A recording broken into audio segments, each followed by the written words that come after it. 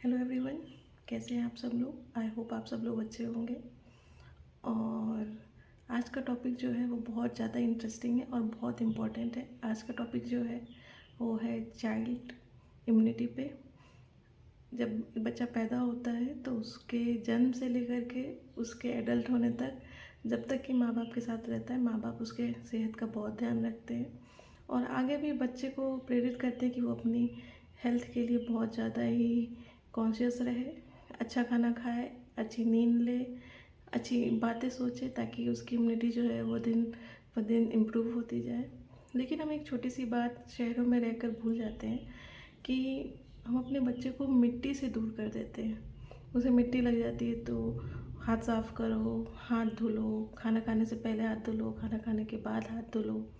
जितना ज़्यादा उसे डस्ट से दूर रखते हैं, नो डाउट ये एक बहुत अच्छी बात है। लेकिन क्या होता है ना कि जब एक बच्चा मिट्टी में खेलता है तो मिट्टी में जितने भी ऑर्गेनिज्म होते हैं उससे जो है उसकी इम्यूनिटी बूस्ट होती है और इम्प्रूव होती है। इसलिए तो बोला जाता है कि गांव के बच्चे आज भी बहुत ज़्यादा ही इम्यूनिटी उनकी बहुत अच्छी होती है। सिर्फ इसी एक बात नहीं है, बहुत सारी चीज़ें गाँवों में शहरों से अलग होती है। वातावरण वातावरण बहुत साफ़ होता है, मिट्टी में बच्चे खेलते हैं, गाय भैंस का शुद्ध दूध मिलता है, साथ ही साथ वो एक नेचुरल इन्वायरमेंट में ग्रो अप होते हैं। और शहरों में हम सब कुछ आर्टिफिशियल देते हैं, घर में एयर क्लीनर लगाते हैं, देन जो है वो पूरा घर साफ़ रहना चाहिए। बच्चा बड़ा हो रहा है, कोई मिट्टी ना उठा के खा ले, डस्ट से दूर रहे, उसको अच्छा खाना खाना है, सब्जियां धो के खिलानी है, फल फ्रूट्स धो के खिलाने, बहुत सारी चीज़ें। पेस्टिसाइड्स होते हैं फल में, फ्रूट में, सब्जियों में, उसका भी हम लोग बहुत ध्यान रखते हैं। लेकिन एक गांव का बच्चा जो होता है वो मिट्टी में ही पैदा होता है, मिट्टी में ही वो ग्रो करता है और उसी से उसकी इम्यूनिटी बहुत बूस्ट होती है।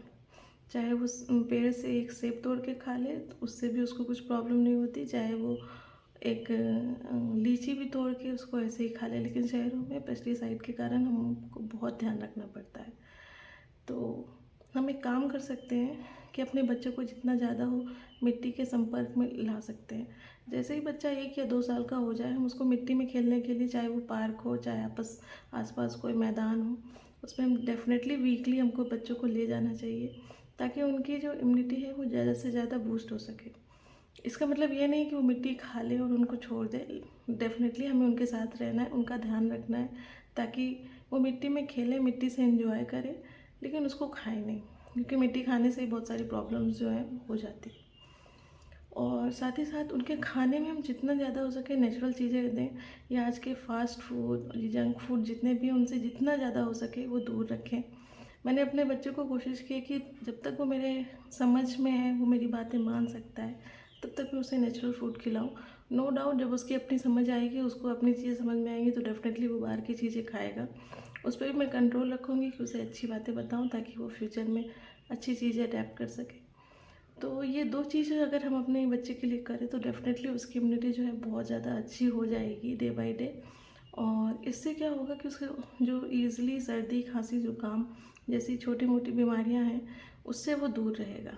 और ख़ास बात ये है कि कभी भी ज़्यादा दवाइयों के ऊपर जो है निर्भर नहीं होना चाहिए। हमारे पुराने ज़माने में कई ऐसी चीज़ें होती थी जो अपने आप होती थी, वो ठीक हो जाती थी। उससे हमारे शरीर की इम्यूनिटी जो है वो बहुत ज़्यादा ही ग्रो करती थी और हम और ज़्यादा स्ट्रॉन्ग बनते जाते थे।